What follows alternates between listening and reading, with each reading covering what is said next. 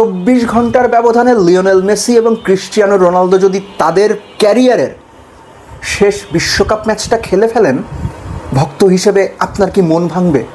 পুরো বিশ্বের বিশ্বকাপ রং হারাবে? দ্বিতীয়টার উত্তর ডেফিনেটলি, মেসি রোনালদো যদি 24 ঘন্টার ব্যবধানে তাদের শেষ বিশ্বকাপ ম্যাচ খেলে ফেলেন, বিশ্বজুড়েই বিশ্বকাপ তার রং হারাবে, নো ডাউট। এবং ভক্ত হিসেবে মেসি রোনালদোকে তাদের ক্যারিয়ারের শেষ বিশ্বকাপ ম্যাচ খেলতে দেখা আপনার মন ভেঙে দেবে, এই সম্ভাবনা যথেষ্ট। আর্জেন্টিনা ইজিপ্ট এবং big match Spain Portugal. Argentina Egypt আমি বিগ ম্যাচ কেন বললাম না? ভুল করছি, বলা উচিত ছিল অন্তত কেপ ভার্দের এগেনস্টে আর্জেন্টিনার ম্যাচটা দেখে হলেও বলা উচিত ছিল first Argentina Egypt match, Spain Portugal একটু পরে বলছি। যে দল নেদারল্যান্ডসের বিপক্ষে 2 গোলের লিড হারায় 5 মিনিটে, যে দল বিশ্বকাপ ফাইনালে 2 গোলের লিড 136 সেকেন্ডে খুইয়ে ফেলে, যে দল কেপ ভার্দের এগেনস্টে নকআউট ম্যাচে 2 গোলের লিড নিয়েও এক্সট্রা টাইমে গিয়ে ওন গোলে জিততে হয়, সেই দল বিশ্বকাপ চ্যাম্পিয়ন হওয়ার জন্য আউট অ্যান্ড আউট ফেভারিট। ঠিক যেভাবে ফ্রান্সকে বলা হচ্ছে আউট অ্যান্ড আউট ফেভারিট, আর্জেন্টিনার সম্পর্কে আপনি বলতে পারবেন? যে উদাহরণ বলে দিলাম, আর্জেন্টিনার এই সমস্যাটা তৈরি হচ্ছে। এক মেসিকে যদি আপনি বের করে রাখেন, এই সমস্যাগুলোর সমাধান করাটা খুব জরুরি। এবং গোল করলে, লিড নিয়ে ফেললে আমার কেন যেন মনে হয় যে আর্জেন্টাইন ডিফেন্স এবং মিডফিল্ড অলমোস্ট সবাই একটু যেন ফোকাসটা কমে যায়, একটু যেন গা ছাড়া একটা ব্যাপার চলে আসে, সেটা সামান্য হলেও। This is not good science. আপনি যখন দেখবেন আপনার ডানে বামে উইংয়ে লাউতারো মার্টিনেজ, আলমাদা ইনএফেক্টিভ, খুঁজে পাওয়া যাচ্ছে না, ভালো ডেলিভারি, ক্রিয়েটিভিটি সব কিছু মিসিং, পেস মিসিং, আপনার দ্বিতীয়বার ভাবতে হবে। যখন আপনি দেখবেন সিঙ্গেল পিভট পজিশনে অ্যালেক্সিস ম্যাকালিস্টার ডিফেন্সিভ ডিউটি পালন করতে গিয়ে হিমশিম খাচ্ছেন কিংবা যা চাচ্ছেন সেটা দিতে পারছে না, আপনার তৃতীয়বার ভাবতে হবে। যখন আপনি দেখবেন ডান পাশে মিডফিল্ডের জায়গাটা, যেখানে বেশিরভাগ সময় রড্রিগো ডিপল অপারেট করে, সেটা অনেক বেশি ভালনারেবল হয়ে যাচ্ছে, সেই প্রেশার পড়ছে রাইট ব্যাক পজিশন, এবং সেখানে গঞ্জালো মন্টিয়াল, নোয়েল মলিনা ক্রমাগত ভুল করছেন, আপনাকে 4 বার ভাবতে হবে। এই ভাবনার জায়গাগুলো ইম্পর্টেন্ট, এই ভাবনার জায়গাগুলো লাস্ট ম্যাচে আরও বেশি এক্সপোজ হয়েছে।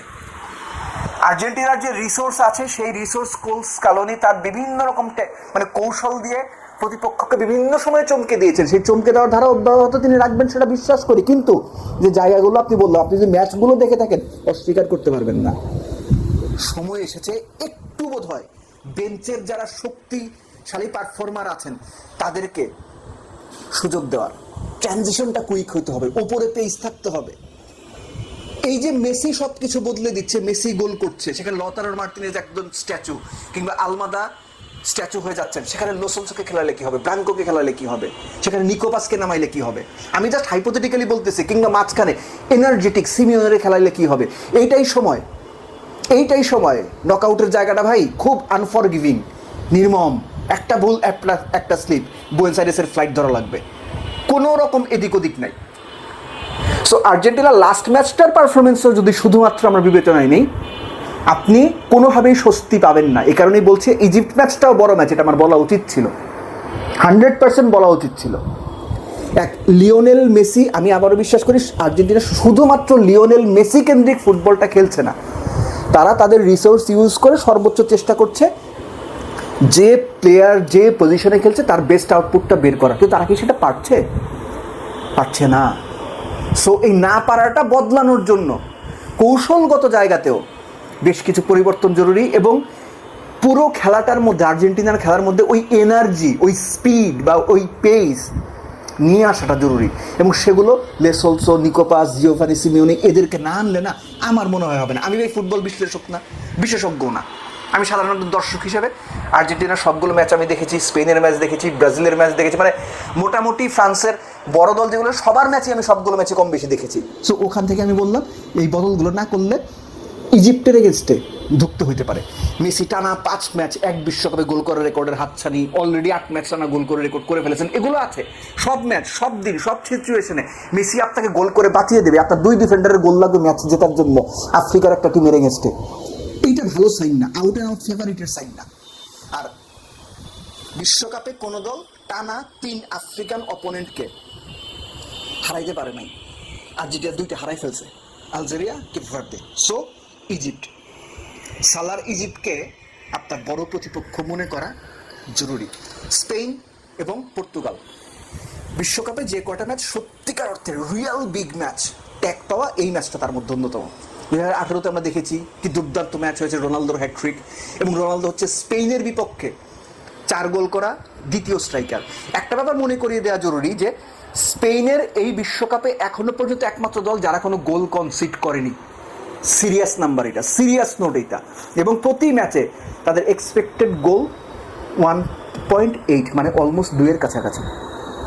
সো স্পেন দলটা যে ফেভারিট, সুপার কম্পিউটারে বলছে স্পেনের জেতার সম্ভাবনা 49 ভাগ, পর্তুগালের জেতার সম্ভাবনা 25 ভাগ। এবং সবশেষ 12 ম্যাচে স্পেন পর্তুগালের যে মুখোমুখি 12 ম্যাচ, সেখানে পর্তুগাল মোটে একটা ম্যাচ জিতেছে। But still when you have someone named Cristiano Ronaldo, তখন একটু হলেও পর্তুগালকে আপনার এগিয়ে রাখতে হবে। না, আমি নাম্বার হিসেবে বলছি না, পর্তুগাল একটা কিছু করে ফেলতে পারে, রোনালদো একটা কিছু করে ফেলবে, এই বিশ্বাস রাখা জরুরি।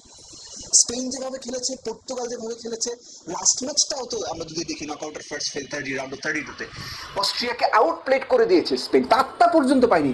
আর ক্রোয়েশিয়ার বিপক্ষে পর্তুগাল অনেকটা ধুকে ধুকে জিতেছে, শেষ মিনিটের গোলটা বাতিল না হলে ম্যাচটা এক্সট্রা টাইমে জিততেও পারতো।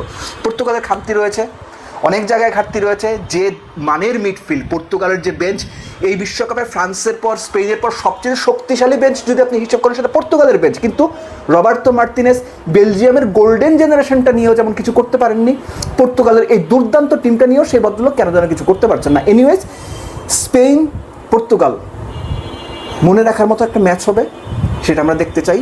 আর যে কথা শুরুতে বলছিলাম যে মেসি রোনালদো 24 ঘন্টার ব্যবধানে দুজনেই বাদ পড়বেন, এটা দেখার জন্য বা নেয়ার জন্য না, পুরো ফুটবল বিশ্বই হয়তো প্রস্তুত না, বিশ্বকাপ তো আরও প্রস্তুত না। সো 2 ম্যাচের প্রেডিকশন, স্কোর লাইন, কে জিততে পারে কমেন্ট বক্সে জানিয়ে রাখুন, দেখি কাটটা মেলে।